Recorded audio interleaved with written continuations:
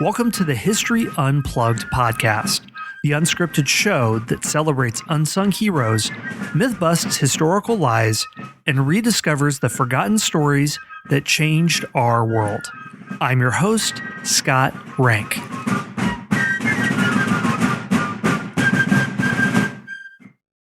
Hey everyone, welcome to this in-between episode where I answer any question that you have about history. Today's question comes from Jack Leese.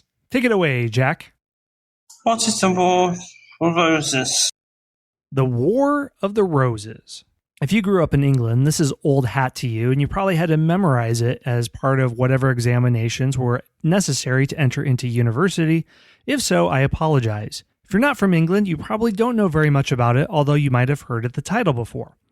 The War of the Roses, or the Wars of the Roses, were a series of dynastic civil wars between the House of Lancaster and York for the English throne, which preceded the strong government of the Tudors, and it was named years afterwards for the supposed badges of the contending parties. The House of Lancaster wore red, while the House of York had a white rose. Both houses claimed the throne through descent from the sons of Edward III. The four eldest sons of Edward III, who lived from 1312 to 1377, were Edward the Black Prince, heir to the throne, Lionel of Antwerp, the Duke of Clarence, John of Gaunt, the Duke of Lancaster, and Edmund of Langley, the Duke of York. Although there were no battles fought until 1455, the cause of these wars date back to the power struggle between these sons. Edward III died in 1377. His eldest son Edward, the Black Prince, had died of the plague in 1376, and so his grandson, Richard, who was 10 and son of the Black Prince, became king. Because Richard II was only 10, his uncle, John of Gaunt, Duke of Lancaster, ruled the country. As Richard grew older, he rebelled against his uncle and made decisions that were not popular with most of the power brokers in the nation. In 1399, John of Gaunt died, and Richard II confiscated the land he had owned. John of Gaunt's son Henry raised an army, and when Richard surrendered, took the throne as Henry IV. Richard was imprisoned and mysteriously died in February 1400. Henry IV faced a number of challenges to his place on the throne because he was not the natural successor to Richard II. With the death of Richard II, the crown should have passed to Edmund, Earl of March, great-grandson of Lionel, Duke of Clarence. But Henry managed to keep his place on the throne, and when he died in 1413, the country was at peace, and his son, Henry V, succeeded without problem. Henry V was a strong leader, and after ordering the execution of Richard, Earl of Cambridge, for plotting to put the Yorkists on the throne, invaded France. He won many battles, including the Battle of Agincourt in 1415, and this is during the time of Joan of Arc, if you're not aware, and conquered Normandy and Rouen for England. In 1420, Henry married the daughter of the King of France, and it was agreed that their children would be the heirs of both England and France. When Henry V died in 1422 from dysentery, his son Henry VI became the only king to be crowned king of England and France. Henry VI was 4 months old when he became king, and his father's brothers ruled England and France in his place. France was soon lost when Joan of Arc raised an army against the English and restored the French monarchy. As Henry grew older, it became clear he was a weak king and dominated by his French wife, Margaret of Anjou. He was also prone to bouts of insanity, and the Yorkists began plotting to take his place on the throne. Now we're finally at the War of Roses. This is a whirlwind of dynastic politics, and if you study the Middle Ages, this is your life. You can also see how Shakespeare works so well when all of his many famous plays have to do with royal scheming and plotting, because that was the reality of English politics in the late Middle Ages.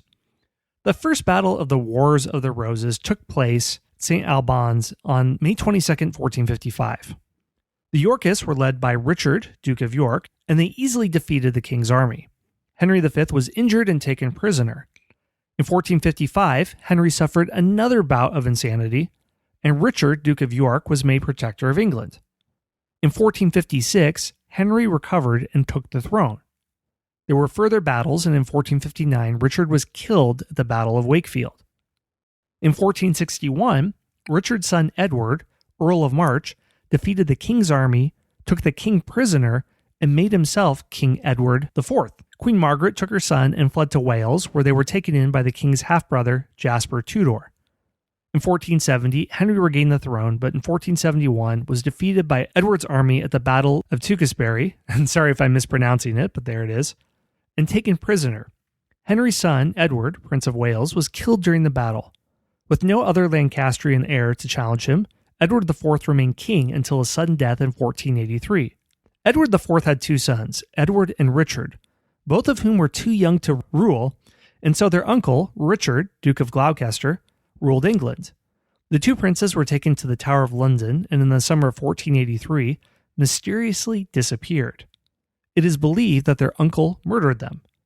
Richard was crowned Richard III, and he was not a popular king and faced many challenges to his place on the throne, notably from Henry Tudor, grandson of Owen Tudor, who had been second husband to Henry V's wife, Catherine of Valois. Henry Tudor raised a Lancastrian army against Richard III, and at the Battle of Bosworth Field in 1485, Richard was killed and the Yorkists defeated.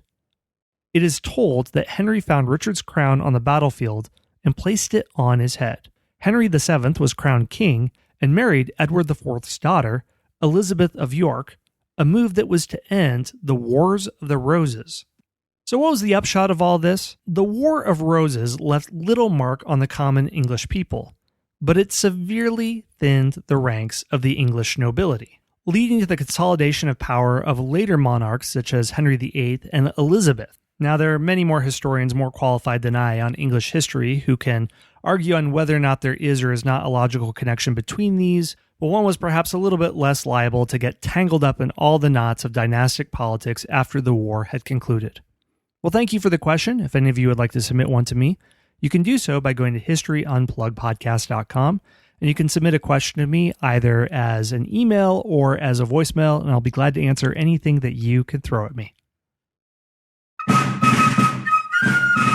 Thanks for listening to the History Unplugged podcast.